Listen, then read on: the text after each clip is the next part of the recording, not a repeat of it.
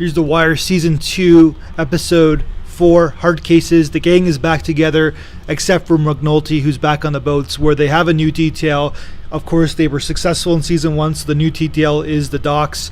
Sobotka, Frank Sobotka, who's one of the main characters of Season 2, the Union chief, is the episode begins and ends with him, where he's you kind of like him in a way, but then you know that crime is a slippery slope. Soon as you start the crime, soon as you think you feel good about it, like you're trying to get away with something, you're trying to do something else, it starts really with something very simple. It starts with something very uncomplicated, and then it gets bigger and bigger and bigger, because that's what crime does. And that's what a moral code is as well, where whatever your value system is that you got to stay within your value system, because as soon as you take a pass on your value system, then basically you roll downhill and you end up becoming the person that you don't want to be. And that's what Frank Sobotka is going through. He was a good person. He's very romantic about the docks. He wants things to be the black where they used to be. He wants things, the good things that he had when he was growing up. He wants the same thing for his nephew, same thing for his son.